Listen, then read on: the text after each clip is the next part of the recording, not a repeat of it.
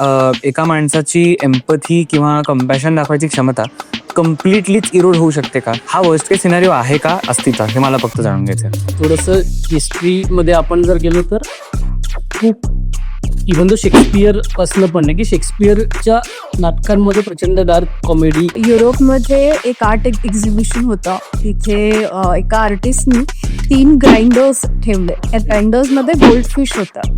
वेगळ्या पद्धतीने परसिव्ह होतो समोरच्याकडनं, then it becomes offending. Right. You really joke about things which are so sensitive, death, depression, suicide, तर आपण डिसेन्सिटाईज होऊ शकतो आणि ओव्हरऑलच मॉरल फॅब्रिक आपल्या समाजाचा त्यांनी अफेक्ट होतो.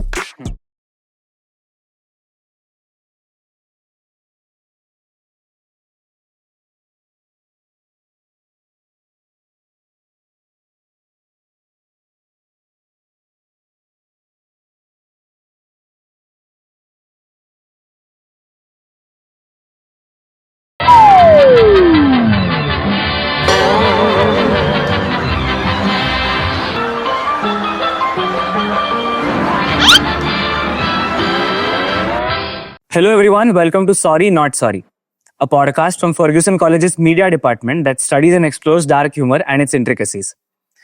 The discussion that will take place today will serve as a summary and as a totality of all the 4 episodes that have happened before it. This is episode 5, everyone. Can we take a joke? Today we have with us Mr. Suyog Deshpande, a senior theatre artist who has done all things theatre, be it direction, production, acting, writing. Some of his directorial works include Joyride, Vaya Savarga Khurda, Tayat Mayat, and Dashanand. He's also worked as an assistant director in different films like Medium Spicy and Toti and Fuji. He also takes experimental acting workshops for actors of all skill levels.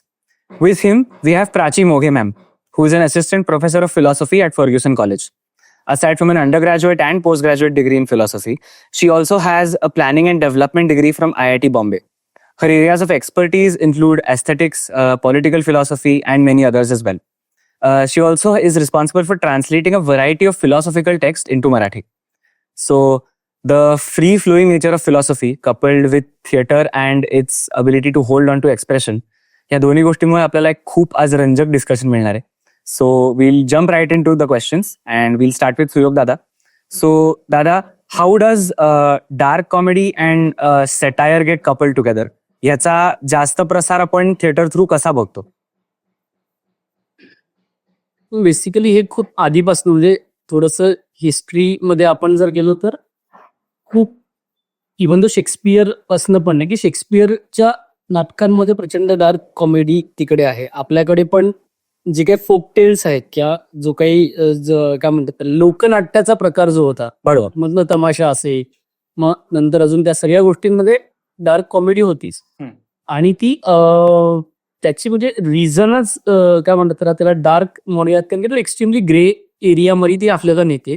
So आपलं विजनच black and व्हाईटच्या पलीकडे जाऊन एक critical thinking म्हणूया किंवा त्याच्या N number of एखाद्या गोष्टीकडे बघण्याच्या n number of possibilities generate करण्याची जी काही ताकद आहे ना, ती डार्क कॉमेडीमध्ये आहे असं यात. कारण की नाहीतर मग ते असं एक काय म्हणतात एक वनलाय एका पद्धतीने केलं तर मग ते असं बायस्ड पद्धतीने जातंय किंवा प्रीची कंटेंटकडे आपण जातो.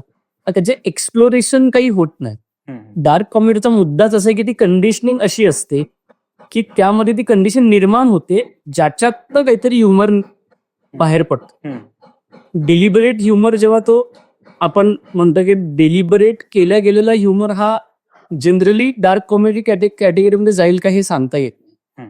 पण आपल्याला जे म्हणायचं आहे त्याच्यासाठी एक मार्ग हवा किंवा काहीतरी एक काय म्हणतात त्याला साधन हवं. सो जे लोकांना एंटरटेनमेंटच्या माध्यमातून, कारण अल्टिमेटली आर्टचं काम काय म्हणतात त्याला, जसं श्रीराम लागूंचा मी कालच इंटरव्ह्यू बघत होतो की कलेचं काम किंवा कुठल्याही कलेचं काम हे प्रचाराचं नाही आहे, ते परवाच बघत होतो. त्यामुळे सो कलेचं कामच हे आहे की ती शक्यता अशी निर्माण करायची की ज्यातनं वेगवेगळ्या प्रकारच्या विचारांच्या वेगवेगळ्या प्रकारांच्या काय म्हणतात त्याला गोष्टींविषयी गोष्टींविषयीचा जो दृष्टिकोन आहे याच्या खूप साऱ्या पॉसिबिलिटीज निर्माण व्हाव्या. सो मला वाटतं डार्क कॉमेडी नाटकं म्हणूयात, मग नाटकाच्या अँगलनीच मी बोलतो, डार्क कॉमेडी नाटकांमध्ये ह्या शक्यता खूप निर्माण होतात. ते त्या अँगलनी निर्माण करणारे लोक पण त्याच अँगलनी विचार करतात. बरोबर. हे मला वाटतं डार्क कॉमेडीचं आणि थिएटर मधल्या डार्क कॉमेडीचं सगळं असं गणित आहे. बरोबर आहे. आता तू डार्क कॉमेडीच्या किंवा रादर तू म्हणलास की आर्ट किंवा एंटरटेनमेंट ज्याचं तू महत्व सांगितलंस, तर त्या एंटरटेनमेंटमुळेच आपल्याला आपण असं बघू शकतो की थिएटर ही एक खूप कम्युनिटीची स्पेस बनते आणि त्यात कम्युनिटी पॉवर खूप जास्त असते. सो अशा ठिकाणी जिकडे लोक स्वतः खूप ओपन अप होतात, प्रेक्षक म्हणून सुद्धा आणि कलाकार म्हणून सुद्धा, अशा सिच्युएशन मध्ये जेव्हा आपण डार्क कॉमेडी ऍड करतो तेव्हा अशी शक्यता आहे का की त्यांच्या डोक्यात काही असे विचार येतात किंवा असे काही संवाद त्यांच्यात निर्माण होतात जे म्हणजे त्यांना आधी करायचं सुचलेलं नाहीये?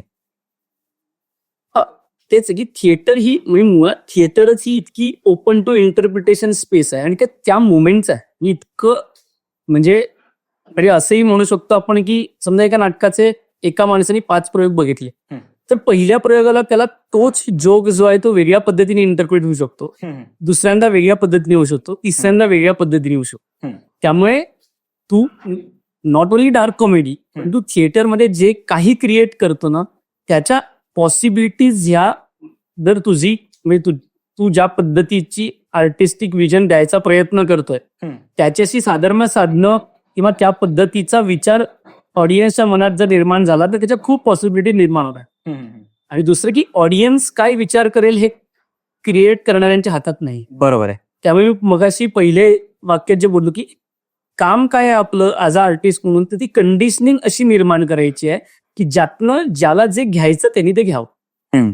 आपण त्या अँगलनी नेत राहिलो समजा की अच्छा मला हेच दाखवायचं, मला तेच दाखवायचं, मला असंच दाखवायचं आहे, तर मग ते एकांगी होईल कुठलीही गोष्ट. मग ते तू सिरियस नाटक कर, डार्क कॉमेडी कर, कुठलंही कर, तर त्या पद्धतीने ते होणार. आणि कम्युनिटी इफेक्ट असल्यामुळे एखादं असंही होऊ शकतं की म्हणजे इट मे हॅपन्स की एखादी गोष्ट जी समोरच्या रांगेत बसणाऱ्यांना डार्क कॉमेडीच्या माध्यमातून खूप हसायला येत असेल त्या गोष्टीवर आणि एक्झॅक्टली मागच्या रांगेतलं ते कदाचित ऑफेंडिंग होऊ शकतं. बरोबर. सो ते क्रिएट करणाऱ्यांच्या हातात नाहीये.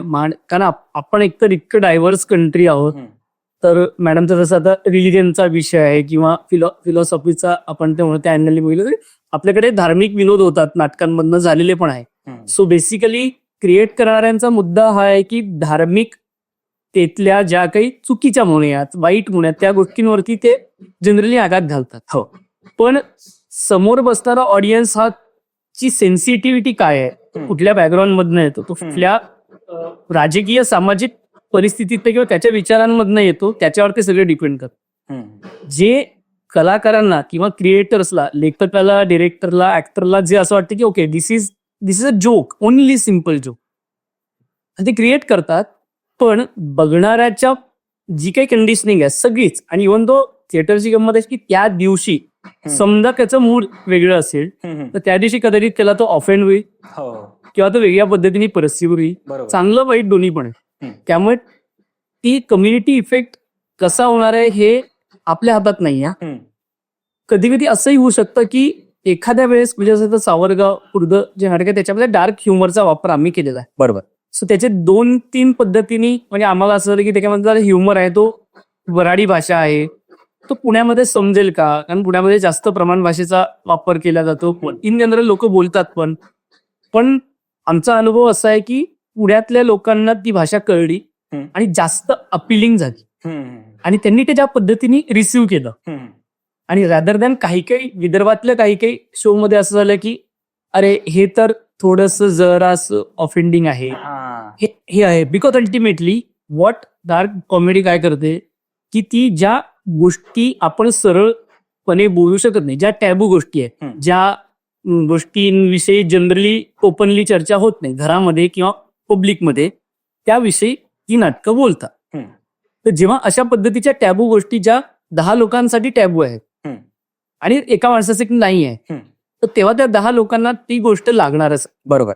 आणि मुद्दा आणि डार्क कॉमेडीचा मुद्दाच तो आहे की आपण ज्या गोष्टीविषयी उघडपणे बोलू शकत नाही त्याच्यासाठी एक ग्रे एरिया निर्माण करायचा, सो दॅट ज्याच्यावरती क्रिटिकल थिंकिंग निर्माण होऊ शकेल करेक्ट. किंवा त्याची शक्यता निर्माण होऊ शकेल. वाह. असं ते आहे. सो तुझं असं म्हणजे असं आपण म्हणू शकतो का की हा डार्क किंवा हा ग्रे एरिया जो तू म्हणतोयस, जर आपण कुठल्याही कथेमध्ये हा एक एलिमेंट म्हणून इंट्रोड्यूस केला तर मग त्या कथेचा जो मेसेज आहे तो जास्त इम्पॅक्टफुल होऊ शकतो का, का फक्त काही कथेंपर्यंतच हे सीमित आहे? ही सगळी कुठल्याही आर्टला जेव्हा ती ग्रे एरियामध्ये जाते ना, की कम्प्लिटली ब्लॅक नाही, कम्प्लिटली व्हाईट नाही, तेव्हा ती ह्युमन म्हणजे ह्युमनाइज होते. बरोबर. म्हणजे त्यातला ह्युमन एलिमेंट जास्त, म्हणजे जसं फॉर एक्झाम्पल एखादा विलनिश पात्र आहे कुठलंही, पण त्याच्यामध्ये एक ह्युमन शेड जेव्हा आपल्याला दिसते किंवा कळते तर ते जास्त रिलेटेबल होतं. सो अल्टिमेटली तुम्ही जेव्हा ग्रे एरिया मध्ये जाता तेव्हा ते ह्युमन होतं आणि त्याला एक आर्टिस्टिक व्हॅल्यू निर्माण होते. नाहीतर मग ती रेग्युलर प्रॅक्टिस आपल्याकडे काय म्हणतात त्याला, आपला मासिक कंटेंट काय आहे का, पण नंतर तो असा प्रीची होऊन जातो आणि लाईक 100 लोकांना कळलाच पाहिजे, झालंच पाहिजे असं त्या पद्धतीने. म्हणजे ते चुकीचं नाही आहे असं आपण म्हणू शकत नाही की ते चुकीचं आहे का, बिकॉज अल्टिमेटली त्याचं विजनच वेगळं. पण हा ग्रे एरिया कुठल्याही कथा म्हण, तू नाटक घे किंवा फिल्म बघ, सो तुला जनरली त्या फिल्म ज्या एकांगी नाही आहेत त्या जास्त बघाव्याशा वाटतात, त्याच्यामधले एंगेजिंग, कारण ते आपण रिलेट करतो. बरोबर. असा एकंदरीत मुद्दा आहे. तर करेक्ट. ती ऍक्च्युअली तुझ्या प्रश्नाचं होतं की ती व्हॅल्यू ऍडिशनच करणार आहे जेव्हा तू त्या म्हणजे त्याच्या गाभ्यापर्यंत किंवा त्या कॉन्टेक्स्टच्या आतमध्ये जायचा विचार करशील ना, की कोर काय आहे एखाद्या प्रॉब्लेमचं. जसं जॉयराईडचं एक्झाम्पल आहे की त्याच्यामध्ये तो 18 वर्षाचा 19 वर्षाचा मुलगा, एक मुलगी ज्याला काय म्हणतात त्याला, त्याच्यासोबत सेक्स करण्याकरता नाही म्हणते म्हणून तिला 32 वेळा स्टॅब करतो. त्याच्यामध्ये ही झाली घटना.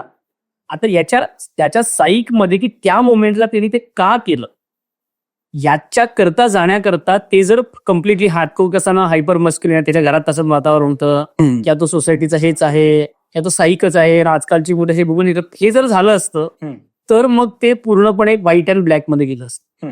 बट एक्झॅक्टली काय घडलं आणि का तो त्या मोमेंट पर्यंत पोहोचला याचा शोध घेण्याची जी प्रक्रिया आहे, that is a grey area. Correct. त्याच्यानंतर मग शेवटी ओके काय ह्युमन एलिमेंटच आहे की त्यांनी जे काय केलं ते जस्टिफाय नाही करू शकत की ते काय म्हणतात त्याला की वय आहे, छोटा आहे वगैरे, असं होऊच नाही शकणार, आपण त्याला नाही करू शकत. पण काय नेमकं घडलं आणि त्याच्या एक्झॅक्टली हिस्ट्री कॅरेक्टर बायोग्राफी म्हणूयात आपण, की ते कुठनं आलंय याचा शोध घेण्याची प्रक्रिया जर ही ग्रे असेल ना तर मग ती जास्त पॉसिबिलिटी दे. की डार्क ह्युमर असो का तू सिरियस कर, कुठलंही नाटक कर, कुठल्याही पद्धतीच्या कुठल्याही जॉनर मधून नाटक कर, कलाकृतीने. आता ही जी शोध घेण्याची प्रक्रिया आहे ही भरपूर वेळा ऍक्टर्सना करावी लागते. त्यांची स्वतःची कॅरेक्टर बायोग्राफी त्यांना बिल्ड करावी लागते, त्यांना ते माहिती असावं लागतं की how it will lead up. तर ह्या केसेसमध्ये अर्थात त्यांना असा जर काही डिफिकल्ट विषय असला तर त्याच्या त्यांना भरपूर रिहर्सल्स कराव्या लागणार. They will have to gain multiple experiences. त्यांना ती जी एक घटना आहे जी ट्रॉमॅटिक असू शकते ती भरपूर वेळा जगावी लागणार त्यांना. ही डार्क कॉमेडी जी आहे ती सॉर्ट ऑफ जगावी लागणार त्यांना बऱ्याच वेळेला. सो मला हे विचारायचंय की ऍज अ टीम जर ते ऍक्टर झाले किंवा त्या टीम मधले इतर नॉन ऍक्टिंग सुद्धा जर बॅकस्टेज मधील लोक सुद्धा असतील जी प्रेझेंट असतील, तर अशा ऍटमॉस्फिअर मध्ये असून त्या ऍक्टर्सच्या पर्सनल बाउंड्रीज ज्या आहेत, त्यांची जी मतं आहेत डार्क कॉमेडी बद्दल किंवा असं जर काय असेल तर त्याच्यात काही बदल होतो का, किंवा ते जास्त लिबरल किंवा अंडरस्टँडिंग होतात का या बाबतींबद्दल? तू जर ऑब्झर्व केलं असेल असं. मला पर्सनली असं वाटतं की जसं युथने आले की dark comedy in a way resilience आहे.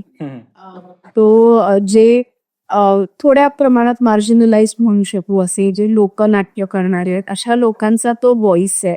आणि तो स्टँडअप प्रॅक्टिस म्हणजे थिएटरमध्ये जे काही रूल्स रेग्युलेशन्स असतील त्याला चॅलेंज करणारी आणि त्या दृष्टीने त्याला नक्कीच खूप सोशल व्हॅल्यू आहे. पण आपण फिलॉसॉफिकली विचार केला तर मला एक थॉट एक्सपेरिमेंट आठवतो. ऍक्च्युली थॉट एक्सपेरिमेंट नाहीये, हे खरंच झालंय. युरोपमध्ये एक आर्ट एक्झिबिशन होतं तिथे एका आर्टिस्टनी 3 ग्राइंडर्स ठेवले. त्या ग्राइंडर्स मध्ये गोल्डफिश होता आणि बटन दाबलं तर तो गोल्डफिश पूर्ण ब्लेंड होणार. असा ती कलाकृती आहे. त्याला आर्ट म्हणण्याचं कारण त्याचा हा मेसेज होता. ही वॉन्टेड टू नो की कोण येईल आणि कोण प्रेस कर.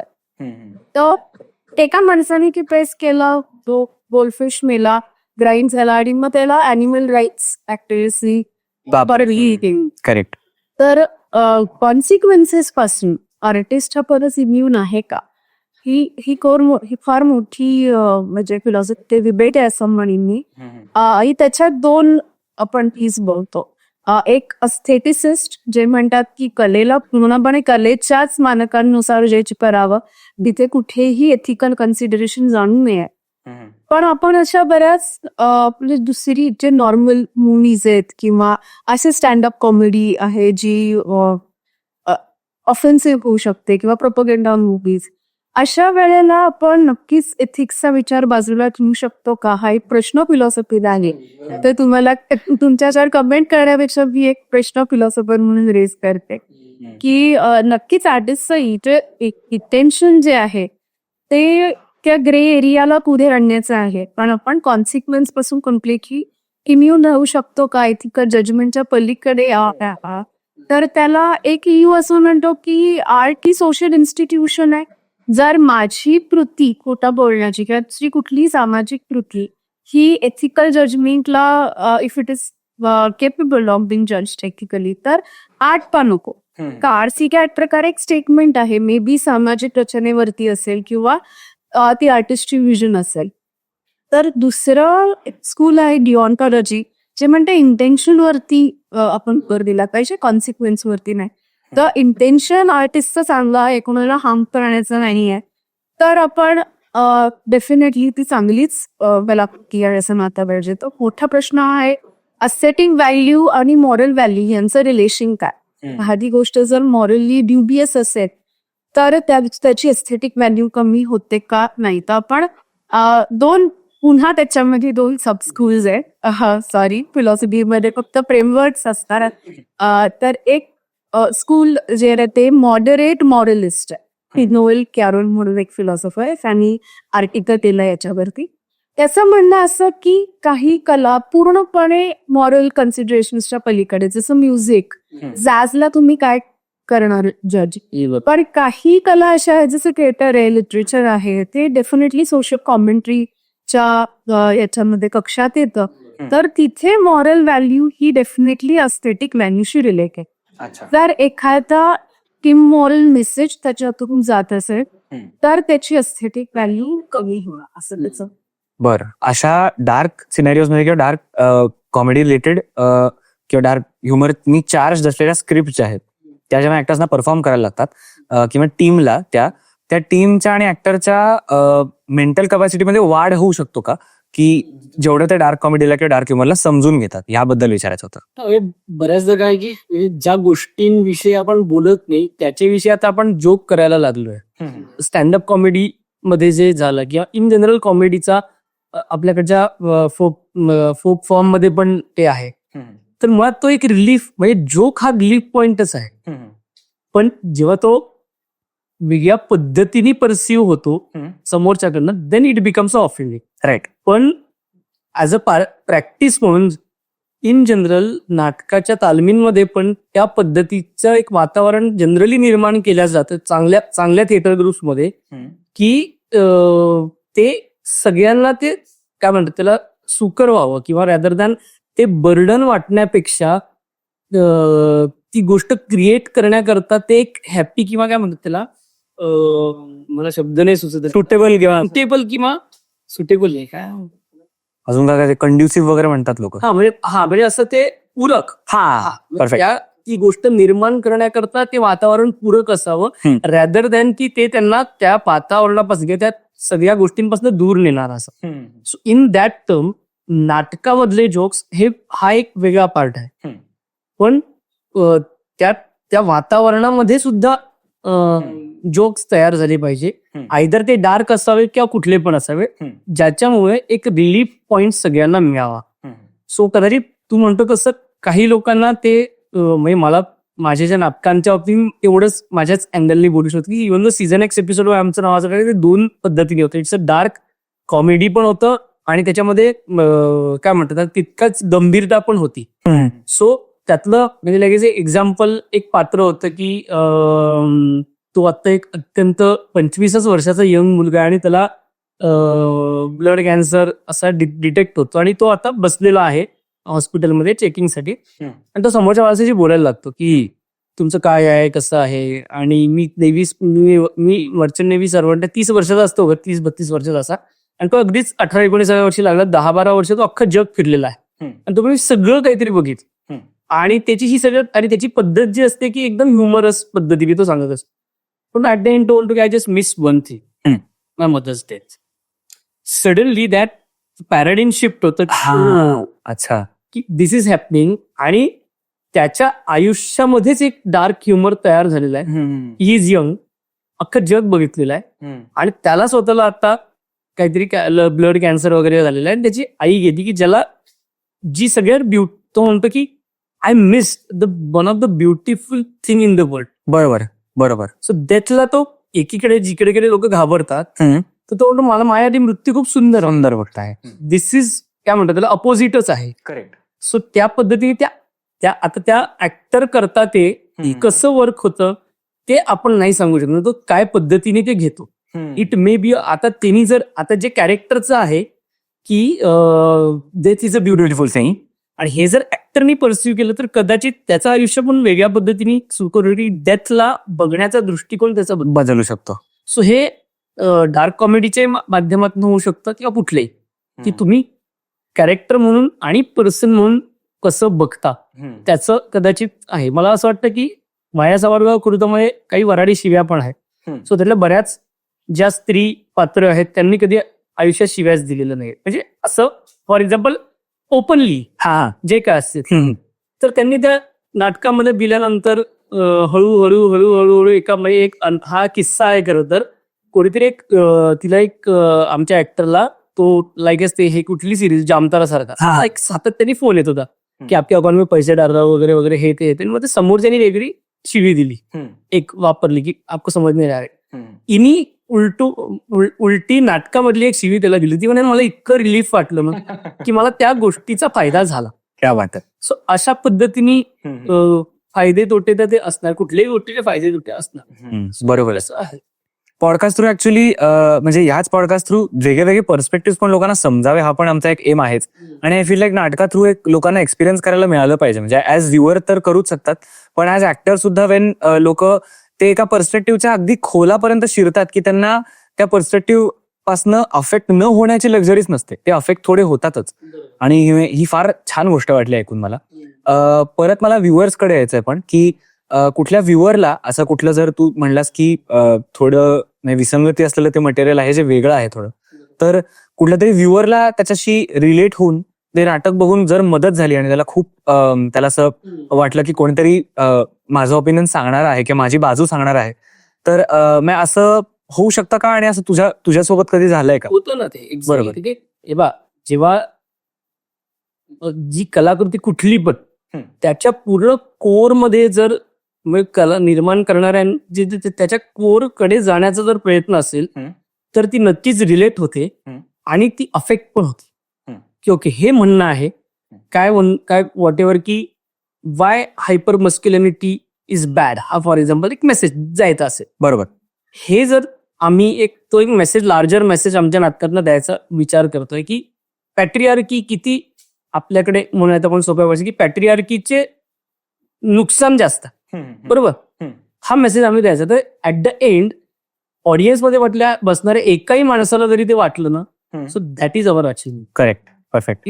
आम्ही येणाऱ्या 1000 लोकांना प्लीज करू शकणार नाहीये पण एक व्यक्ती की ज्याला घरी जाऊन हे वाटलं की नाही आपण काय म्हणतात त्याला आपण आपला स्वतःचं ताट आपण स्वतः धुतलं पाहिजे कारण ती बाई एक घरामध्ये दिवसभर काम करते व्हॉटेवर हे जरी वाटलं तरी दॅट्स द अचिव्हमेंट आणि ते होतं. ट्रू.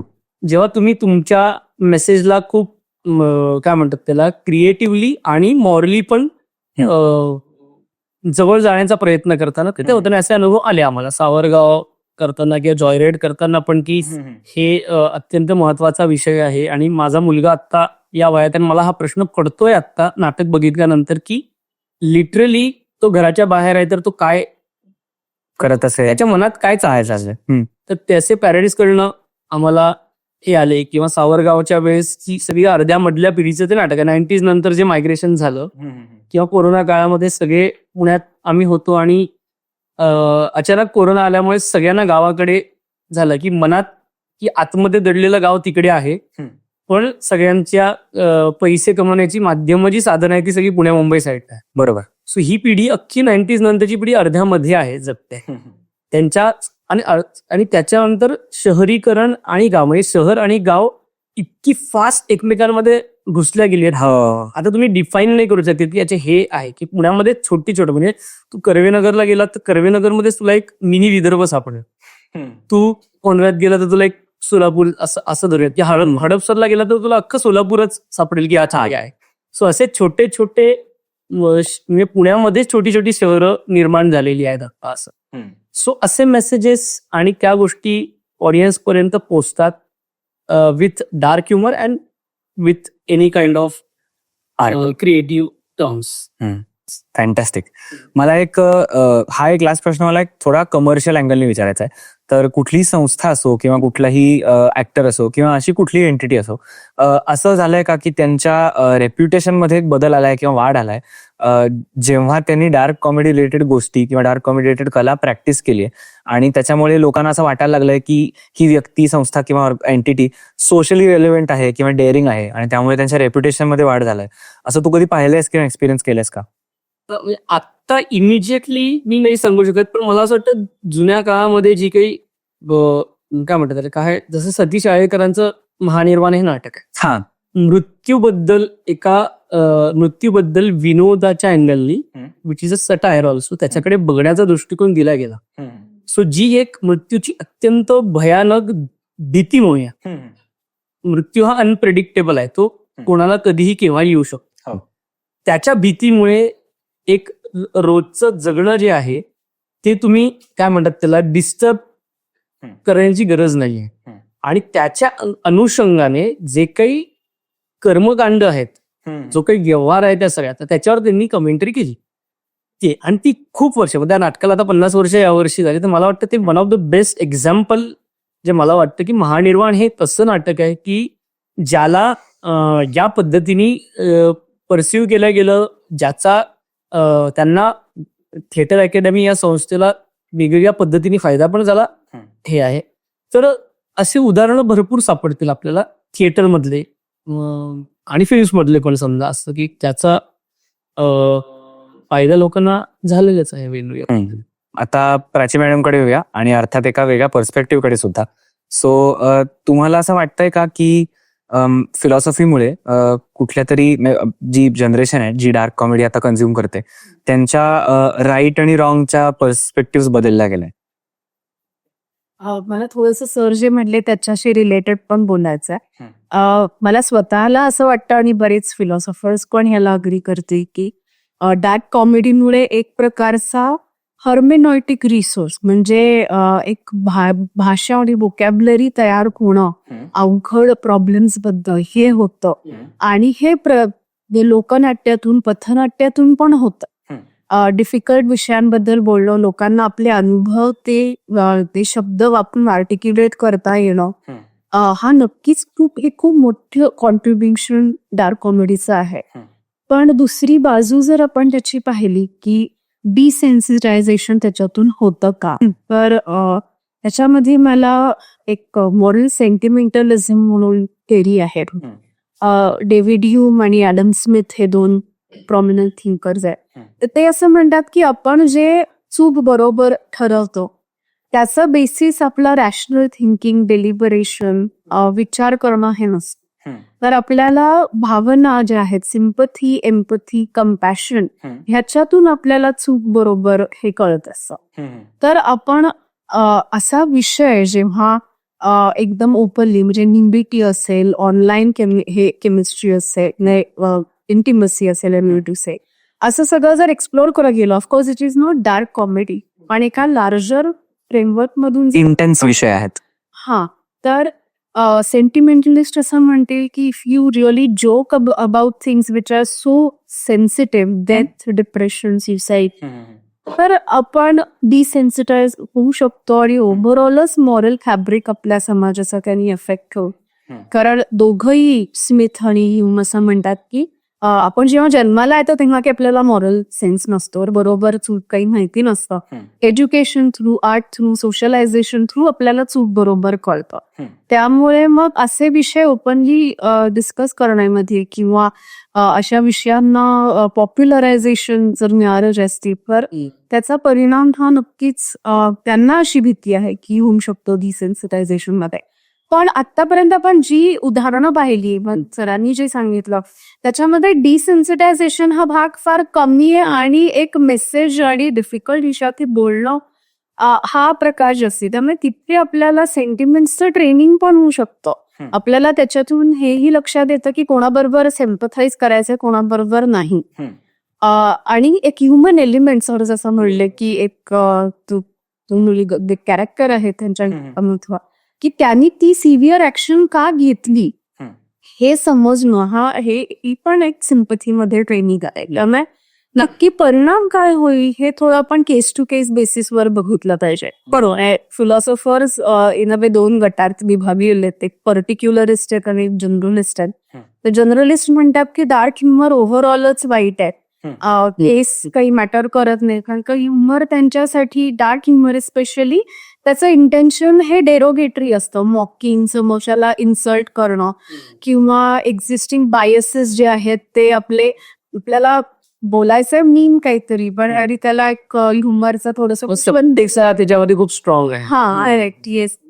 तर तो त्यांच्या दृष्टीने डार्क ह्युमर तो वाईटच आहे सगळ्या केसेसमध्ये. पण पर्टिक्युलरिस्ट असं म्हणतात की आर्ट योग्य क्रिएटिव्ह आहे, आपण डिफाईन काय करणार त्याला. बरं, प्रत्येक केसला इंडिव्हिज्युअली आपण जज केलं पाहिजे आणि त्याचा काय परिणाम होतो आणि आर्टिस्टिक इंटेन्शन काय आहे या दोन्हीचा एक कंबाईंड विचार करून आपण मॉरल व्हॅल्यू देऊ शकतो की बरोबर आहे का चूक आहे. डार्क ह्युमर जे आहे, आता तुम्ही जे म्हणलात, तर मग आपल्याला असं म्हणता येईल का की in a worst case scenario dark humour जर आपण म्हणलं की in a worst case scenario death, depression, illness, तुम्ही ज्या टॉपिक्स बद्दल बोललात त्याबद्दल जर रिपीटेडली जोक केलं तर मग एका माणसाची एम्पथी किंवा कंपॅशन दाखवायची क्षमता कम्प्लिटलीच इरोड होऊ शकते का? हा वर्स्ट केस सिनेरिओ आहे का अस्तित्वात, हे मला फक्त जाणून घ्यायचं. यातही मला असं वाटतं मी पुढचं पर्टिक्युलर स्टान्स घेईन आणि मला एका शो बद्दल बोलायचं आहे. शॅडोज नावाचा डॅनियल फर्नांडिस जो स्टँडअप कॉमेडी आहे त्याचा तो शो आहे आणि त्यांनी स्वतःची जी सुसाईडची जर्नी आहे ती त्याच्यातून सांगितली. त्यामध्ये ओकेजनली माणसाला हसायला पण येतं आणि थोडासा तो इंट्रोस्पेक्ट पण करतो आणि थोडा रिफ्लेक्ट पण करतो. तर मी असं म्हणेन, जेव्हा आपण आर्ट फॉर्म म्हणून बघतो ह्युमरकडे, आता पर्सनली पण एक सेन्स ऑफ ह्युमर माणसाचा असतो आणि एक आर्ट फॉर्म म्हणून जेव्हा आपण त्याच्याकडे बघतो वेगवेगळ्या मीडियम मधून, तर तेव्हा काही नियम अस्थेटिक्सचे त्याला लागू पडतात. तर त्यामध्ये 3 भाग आहे की एक ह्युमर हा अशी कॉमेंट्री पाहिजे ज्याच्यामुळे आपल्या एक्झिस्टिंग सिच्युएशन बद्दल आपण रिफ्लेक्ट करतो आणि एक क्रिएटिव्ह टूल आपल्याला मिळेल की ज्याच्यामुळे आपण एक better future, alternative future imagine करू शकतो.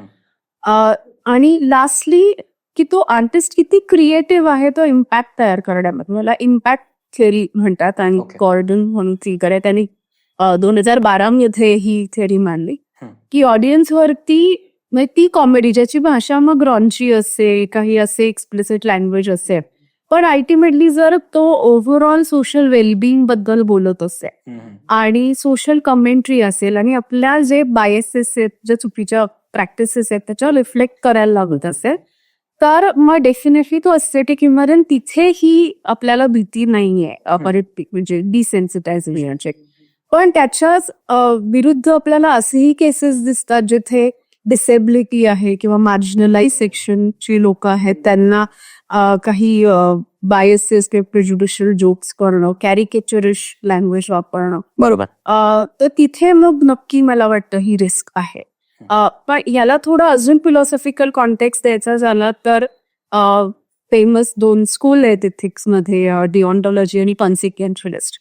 तुझा जो प्रश्न होता की रिपीटेड एक्सपोजरनी हे कॉन्सिक्वेन्स होईल का, बरोबर. तर कॉन्सिक्वेन्शियलिस्ट म्हणतात की कुठली कृती चूक बरोबर मॉरली आपण ह्या दृष्टीने ठरवतो की परिणाम काय आहे समोरच्यावर, परिणाम काय होतो. पण डिओन्टॉलॉजिस्ट म्हणतात की परिणाम काही असो, इंटेन्शन मॅटर्स मोर. सो आपण मॉरल ड्युटी जर आपली केली, सपोज त्या आर्टिस्टला त्याच्या थ्रू एक मॉरल मेसेज द्यायचा आहे आणि त्या सेन्स ऑफ ड्युटीनी त्यांनी ती आर्ट तयार केली, तर consequence does not really matter. आताही मी पुन्हा थोडासा अस्थेटिक व्हॅल्यूच्या पॉइंट ऑफ व्ह्यूने बोलते. तुझा प्रश्न असा होता की ही पॉसिबिलिटी आहे का. तर मला असं म्हणायचंय की त्याच्याही पलीकडे जाऊन आपण डार्क ह्युमर मॉरली चूक का बरोबर ह्या प्रश्नाकडे गेलो तर आपल्याला हे 2 व्ह्यूज मिळतात. दरवेळेला ते होईलच, कुठल्या प्रकारच्या ऑडियन्सवरती कसा परिणाम होईल हे आपण आता सांगू शकत नाही. पण आपण नक्कीच ह्याचा विचार येऊ शकतो की त्याचा मेसेज काय आहे, एस्थेटिक व्हॅल्यू काय आहे आर्ट फॉर्मची, आणि त्याच्यानुसार आता जज होईल. तुम्ही आता जे म्हणलात की एक हे पण ऍस्पेक्ट आहे डार्क ह्युमरचं की ते काही गोष्टी ज्या आहेत ज्या मे बी आपण सोशलीच सबकॉन्शियसली असं ठरवून नाही, पण त्यांना आपण खूप एक उच्च दर्जा देतो किंवा अनटचेबल मानतो की ह्या टॉपिक्स बद्दल कधीच बोललं नाही पाहिजे. सो असं कधी ह्याचा किती धोका असू शकतो आपल्याला जेव्हा डार्क कॉमेडी अशा कुठल्या तरी गोष्टींपर्यंत पोहोचते आणि त्यांना अगदी ट्रिव्हियलाइज करून टाकते इन सम केसेस किंवा छोटं करते थोडंसं, आणि मग त्या कॅज्युअल पंचलाईन्स बनून जातात. सो ह्याचा कसा किंवा केवढा धोका असू शकतो? मी नक्कीच म्हणेन याचा खूप मोठा धोका आहे. आणि ट्रिव्हियलायझेशन हा जो तू शब्द वापरलास तोच मला वाटतं इथे डिफायनिंग फॅक्टर आहे. स्वतःमध्ये म्हणजे मॉरल बाउंड्री चॅलेंज करणं हा प्रॉब्लेम नाही. आतापर्यंत सोशल प्रोग्रेस जी झालीये, जे रिफॉर्म झाले ते बाउंड्रीज चॅलेंज करून नाही झालं. आतापर्यंत जे आपण एकदम सेक्रेड मानत होतो, मग बेबी कास्ट सिस्टीम असेल, एक उदाहरण देते, तर त्याला सुद्धा इव्हेंच्युअली आपण क्रिटिसाइज करायला, त्याच्याकडे क्रिटिकली इंग्लिश व्हायला शिकलो. त्याच्यामध्ये फिलॉसॉफर, सोशल रिफॉर्मर्स आणि आर्टिस्ट या सगळ्यांचंच इक्वल कॉन्ट्रीब्युशन आहे. तर त्याच्यामुळे मला असं वाटतं की नुसतं मॉरल बाउंड्री शिफ्ट होणं स्वतःमध्ये चूक नाहीये, गैर नाहीये.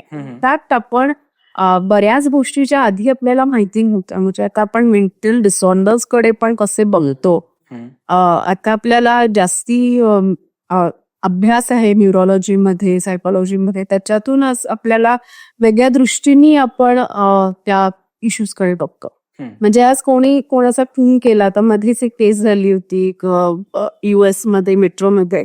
नंतर कळलं की तो जो माणूस होता तो स्किझोफ्रेनिक होता, डायग्नोस्ड कंडिशन होती. तर अशा वेळेस आपण म्हणजे मॉरली ब्लेम कसं करणार त्याला, if he is in a way sick, mentally sick. तर मग अशा वेळेला आपण त्याला दोष पण नाही देऊ शकत. आपण मग रिफॉर्मेशन किंवा रिहॅबिलिटेशन हा अप्रोच करतो. सो नेहमी चूक बरोबर असं मॉरॅलिटीमध्ये पण असतं असं नाही. तुझा प्रश्न थोडा रिपीट नाही, हे खरं उत्तर सफिशियंट आहे. आणि मला त्याच्यामुळे ऍक्च्युली मला एक दुसरा प्रश्न प्रॉम्प्ट झाला ज्याबद्दल मी खूप विचार करत होतो, आणि ती खूप पॉप्युलर हॅपनिंग आहे सध्याच्या जगात. खरं त्याचा ब्रेकडाऊन करायला गेलं तर ते अगदीच सिम्पल येतं मिसअंडरस्टँडिंग वरती. पण भरपूर वेळा असं होतं की कॉमिक्स जे असतात, कॉमेडियन्स म्हणू किंवा कोणताही आर्टिस्ट म्हणून एक विषय हाताळतो in the light of dark comedy, आणि तो त्यावरती विनोद करतो. But that is for the purpose की तो विषय जो आहे त्याचा सिरियसनेस थोडा बॉईल डाऊन व्हावा आणि लोकांना समजावं की या विषयावरती सुद्धा आता आपण विनोद करू शकतो. पण कधी कधी असं होतं की त्याचमुळे ज्या विषयाशी रिलेटेड लोक आहेत ती ऑफेंड होतात, आणि मग तो खूप एक घातक प्रकारचा बॅकफायर आहे. सो ह्या प्रकारची जी रिस्क आहे डार्क कॉमेडी बद्दल, त्याबद्दल तुम्हाला काय बोलायला आवडेल? तुम्हा दोघांचं मला मत ऐकायचं यावरती. ती रिस्क आहे. मग अशी पहिल्यांदाच बोललो मी की समोरची येणाऱ्या व्यक्तीचं कंडिशनिंग काय आहे, त्याचं जगणं काय आहे, त्याची स्वतःची फिलॉसॉफी काय आहे, त्याचे ओव्हरऑल सोशल व्हॅल्यूज काय आहेत हा. हे डिफाईन करणं क्रिएटरच्या हातात नाही. करेक्ट. त्यामुळे त्यामुळे त्यामुळे मला वाटतं आता मॉडर्न टाइम्स मध्ये आता आपण you have to be extremely smart enough की आपल्याला जे म्हणायचं आहे ते बोचलं तर पाहिजे, पण तो जो काही तो ऑफेंड होण्याची प्रक्रिया आहे कुठेतरी घरी जाऊन नंतर अच्छा यांना हे म्हणायचं होतं का की पण तेव्हा ते कळतं आहे, आता या मुमेंटला लागतं पण आहे, बरोबर. पण त्याचा जो घाव आहे मुकामार असतो ना, तसं घरी गेल्यानंतर कुठेतरी इंट्रोस्पेक्शन सारखं अरे हा हे आहे की जे आपल्याला करावं, ती रिस्क असणारच आहे आणि ते आपण थांबवू शकणार नाही.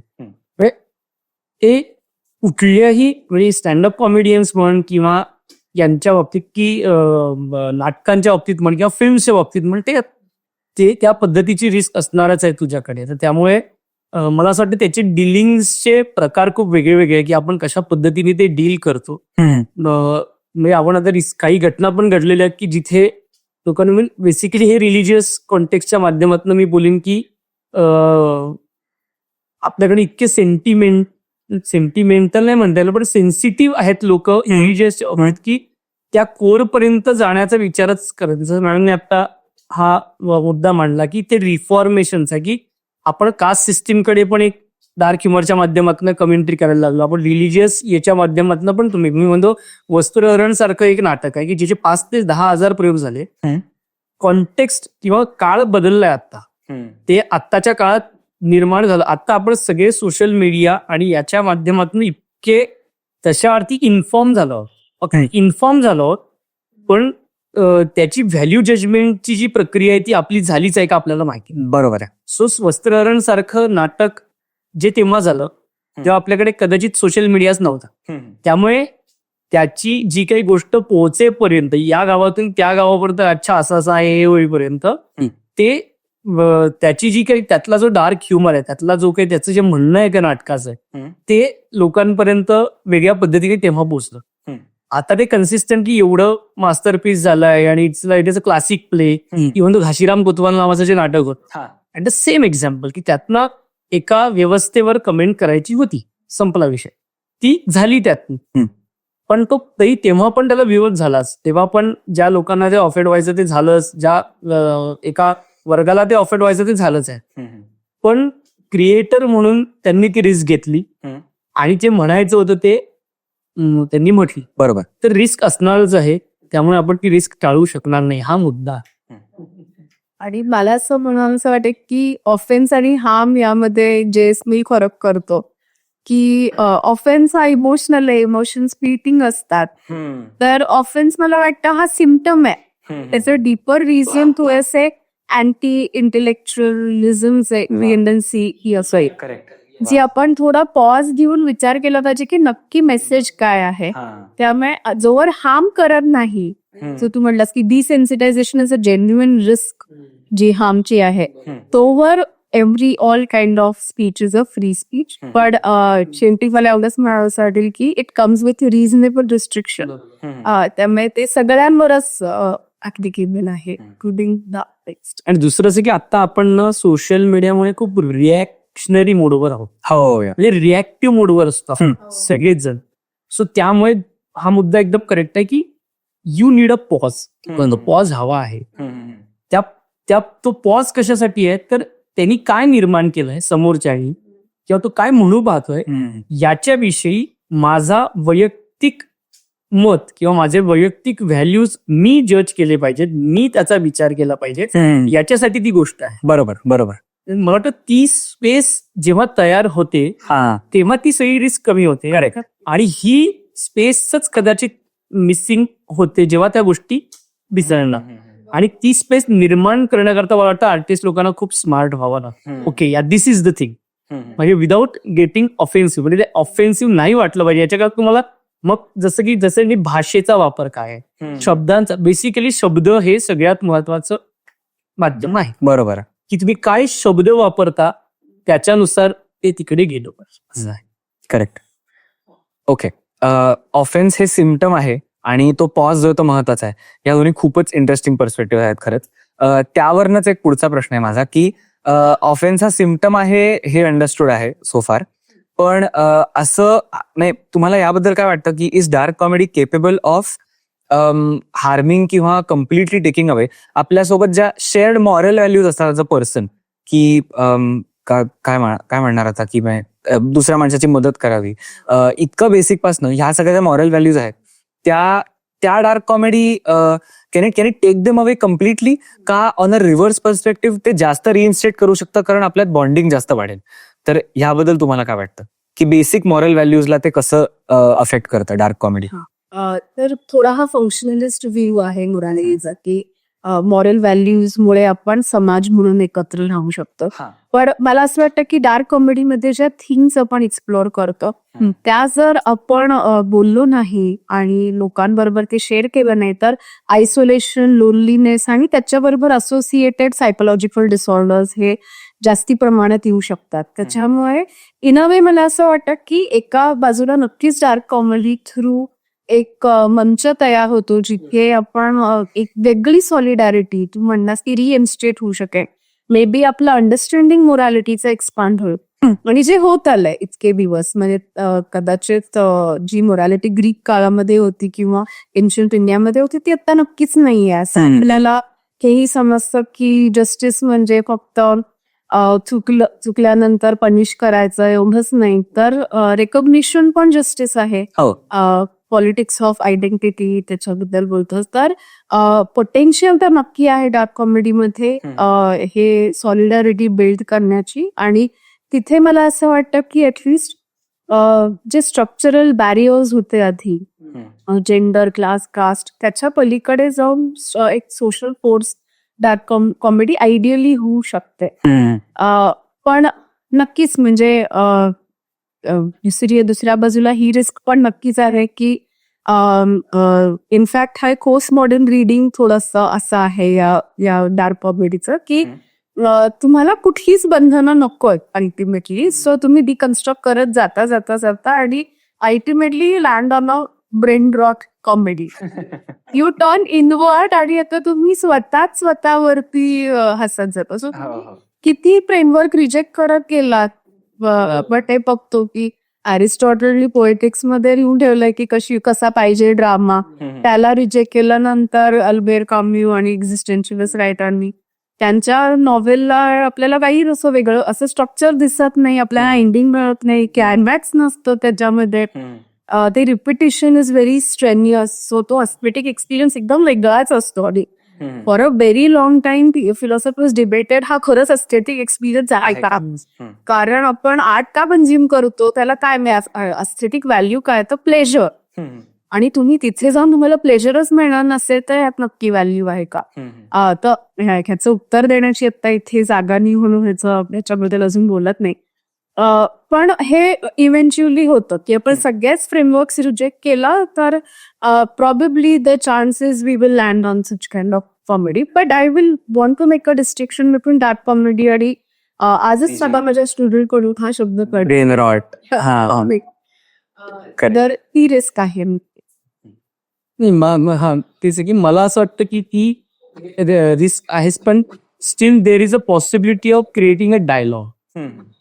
म्हणजे ज्या गोष्टींविषयी बोलल्या जात नाहीये, ज्याचा अनालिसिस नाही आहे, होत नाहीये किंवा कॅथार्सिस होत नाहीये, तो विषय पब्लिकली 100, 500, 1000, 200 किंवा एन नंबर ऑफ लोकांपर्यंत आणणं आणि तो डिस्कोर्स, जो डायलॉगचा डिस्कोर्स तयार करणं, ही मला वाटतं सगळ्यात स्ट्रॉंगर बाजू आहे डार्क कॉमेडीची. आणि ती व्हायला आयडियली ती व्हायलाच पाहिजे, प्रोव्हाइडेड दॅट ज्या काही रिस्क आहेत किंवा ज्या काही ऑफेन्सिव्ह गोष्टी निर्माण होण्याच्या शक्यता आहेत त्या रिड्यूस करून जर हा कन्स्ट्रक्टिव्ह डायलॉग होत असेल, नाही तो आहे ही शक्यता त्याच्यामध्ये. म्हणजे जे स्टँडअप कॉमेडी जे काही आता आपण बघतोय तर त्याच्यामध्ये इतके वेगवेगळे विषय आहेत. बरोबर, मला असं वाटतं खूप साधं उदाहरण आहे की एक मी स्टँडअप कॉमेडी बघितली कानपूरमध्ये, तो की कानपूरमध्ये तुम्ही जेव्हा त्याचं पहिलंच वागतं की आप अगर कानपुर में एंटर करोगे ना तो आपके मुंह पे कधी से भी बारिश के जैसे गुटके ही आए. मला वाटतं की किती हा रोजच्या आयुष्यातला विषय आहे. ट्रू. आणि तो गुटखा हा विषय आपण म्हणतो की आपण गुटख्याच्या वापरावर बंदी आणण्यापेक्षा गुटख्याच्या निर्माणावर बंदी आणली की हा विषय वेगळा. बरोबर, म्हणजे त्यामुळे किती सब्जेक्टिव्ह पण आहे ते, पण तरी त्या विषयाविषयी बोलल्या गेलं. आणि परत मग अशी म्हटलं की ती स्टँडअप कॉमेडी बघून देशातल्या एका जरी माणसाला वाटलं की अशा पद्धतीचं पब्लिकली लोकांच्या अंगावर थुंकणं हे चुकीचं आहे, हे इमेज चेंज झालं पाहिजे. एक्झॅक्टली, तर तो डायलॉग म्हणून सक्सेसफुल झाली. अशा कुठले एवढ्या सगळ्या विषयांविषयी ते डार्क कॉमेडी काम करतात. आणि त्याचा दुसरा हे आहे की एंटरटेनमेंट हा त्यातला सेंटर पॉइंट आहे. येस, बरोबर. त्यामुळे उगाच कुठे ते प्रीची नाही आहे, काही नाही. ते एंगेजमेंट, एंटरटेनमेंट आहे म्हणून एंगेजिंग आहे. आणि एंगेज तुम्ही एका विषयाविषयी 1 तास एंगेज होता तर कुठेतरी एम्पथी निर्माण होण्याची पॉसिबिलिटी होते. एम्पथीचा सेन्स कुठलाही असू दे, तुला ऍट द एंड त्या एम्पथीमुळे त्या विषयाबद्दल काय वाटतं हे निर्माण होतंय ना, तर डार्क कॉमेडी इज करेक्ट. हा एक शेवटचा प्रश्न घेऊया तुम्हा दोघांसाठी, जरा ब्रॉड आहे, पण तुम्हाला काय वाटतंय की डार्क कॉमेडी, डार्क ह्युमर याचं फ्रॉम एन आर्ट पर्स्पेक्टिव्ह आणि also from a very social perspective आपल्या आयुष्यात आणि इंडिव्हिज्युअलच्या मनात फ्युचर कसं असेल आपल्या देशात, इंडियामध्ये? किंवा मला प्लेटो आणि कांटकडे परत जाणं असं वाटतं. हॉब्स आणि प्लेटो, त्यांच्या दृष्टीने ह्युमर एक का आहे, आपण समोरच्याच्या सफरिंगवरती किंवा शॉर्टकट इज वर आणि अरिस्टॉटल सारखी फारशी की हॅबिच्युएशन कमन पटी सेन्सिटिव्ह इश्यू तर बोललो. पण आता ऑलरेडी एक विशिष्ट सोशो पॉलिटिकल हॅबिच्युएशन आपलं झालंय आणि त्याला चॅलेंज करण्यासाठी आपल्याला एक इम्पॅक्टफुल मीडियम पाहिजे. त्यामुळे कितीही अनकम्फर्टेबल ते वाटलं की पॉलिटिकल सटायर, डार्क कॉमेडी हे मोस्ट सर्टनली त्या एस्टॅब्लिश स्ट्रक्चरला चॅलेंज करण्यासाठी एक खूप चांगलं माध्यम आहे असं वाटतं मला. आणि त्याच्यातून आपण एक नवीन प्रकारची सॉलिडॅरिटी बिल्ड करू. आताची रिप्लेस होई करणार, पण एक नवीन ऑरल आणि एक सोशल ऑर्डर त्याचे होपफुली जास्तीत जास्त असे. आंबेडकर एक बुद्धिस्ट कल्पना वापरतात, पुसेलो कर्म आणि अपुसेलो बनी लागतात. त्यांचं म्हणणं असं की कुठलीही सामाजिक व्यवस्था लॉ ऑफ कर्माला रिजेक्ट करत होते, की अशी काही सुपर नॅचरल ऑर्डर नाहीये. आपणच एकमेकांशी कसे वागतो त्याच्यातून जस्ट किंवा अनजस्ट इक्लेलिझियम तयार होत असतो.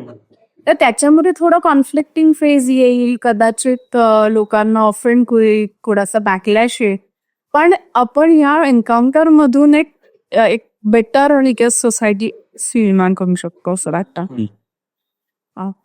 I think there is a future for dark humor and when dark humor is to stay. पण त्याच्यामध्ये intention to hurt or enjoy somebody's suffering हे नसलं पाहिजे. अफॅरंटली हे दिसलं वरती तरी त्याच्या आत एक डीपर रिफ्लेक्शन आणि मिनिंग पाहिजे. Correct correct, definitely.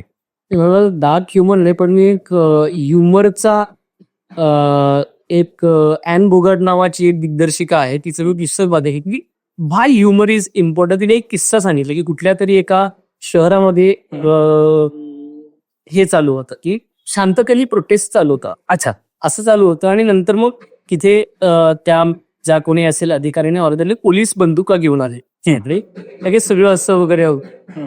मग एका बाजूला लोक जमा झाली, मग लोकांनी थाळ्या आणल्या, लोकांनी हे घरातले सगळ्या वस्तू आणायला लागले. बरं. आणि लोक ते वाजवायला लागले. हा, आणि ती अशी सिच्युएशन अशी ह्युमर असते. त्या लोकांना म्हणजे आता ती पोलिसांना हे कळलं नाही की आता यांना आपण काय करायचं, कारण हे तर शस्त्र नाहीये किंवा काहीच नाहीये, हे फक्त नॉर्मल प्रोटेस्ट करतायत त्यांचा. आणि ते गाणी म्हणत होते, ते नाचत होते आणि ते एन्जॉय करत होते. ही अशी ह्युमरस सिच्युएशन निर्माण झाली.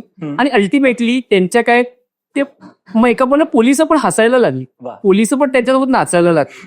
आणि तो प्रोटेस्ट एक नेट वेगळं एक सेलिब्रेशनचं स्वरूप घेतलं. तर ती म्हणाली की ओके, आता आपल्याला या पद्धतीच्या ह्युमरची गरज. वा, बरोबर. जो सेन्सिटाईज करतोय काहीतरी गोष्टींना आणि मग त्यांच्या त्यांच्या मागण्या पूर्ण केल्यानंतर म्हणे की या मध्ये ती जी तो जो कॉन्सिक्वेन्स तयार झाला की दोन्हीही अपोजिट पार्टीज एका लाईनवर आल्या आणि नंतर त्याच्या डायलॉग क्रिएट झाला. यांना मागण्या पूर्ण झाल्या नाही झाल्या ते सोडून येतं म्हणजे नंतरचा मुद्दा आहे. बट एक अशा पद्धतीच्या ह्युमरमुळे जी गोष्ट कुठेही गेली असती ती एका डायल्युटेड सिच्युएशनला आली आणि नंतर संध्याकाळी सगळे आपापल्या घरी गेले चांगल्या पद्धतीने. एक परत रुटीन तयार झालं. सो मला वाटतं की ह्युमर ही गोष्ट अशा पद्धतीने महत्वाची आहे इन जनरल आपल्या लाईफमध्ये की जिथे गोष्टी कुठेही जाऊ शकतात. कदाचित तिथे ह्युमर तुम्हाला हेल्प करेल का, मग तिथे तुम्हाला डार्क ह्युमर पण हेल्प करेल का कदाचित. तर मला वाटतं फ्युचर वाईज कदाचित या पद्धतीच्या पॉसिबिलिटीज निर्माण करणारा डार्क ह्युमर व्हावा की जिथे स्ट्रॉंगर डायलॉग अबाउट एनिथिंग निर्माण व्हावे कुठेही. आणि जे काही सातत्याने आपण रिॲक्शनरी मूडवर आहोत तर त्याच्यामुळे तो पॉज पण निर्माण व्हावा. तसं फ्युचर आपल्याकडे जर झालं ना तर मला वाटतं की आणि आपण तिकडे जायला हवं. याची शक्यता किती आहेत माहिती नाही पण ते व्हायला हवं असं माझं वैयक्तिक मत आहे.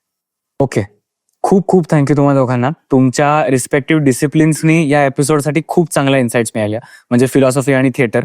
कारण ह्या पॉडकास्ट थ्रू आम्ही भरपूर वेगळे प्रकारचे पर्स्पेक्टिव्ह मांडण्याचा प्रयत्न करतोय ऑडियन्ससाठी. आणि इट इज आणि अर्थात जेवढा आम्ही त्यात रिसर्च केलाय आणि एफर्ट टाकायचा प्रयत्न करतोय it is not less than a gift to everyone else that is watching. आणि तुम्ही या गिफ्टला खूप छान बो बांधलेला आहात तुमच्या एपिसोड आणि डिस्कशननी. So thank you so much for your insight. Thank you madam.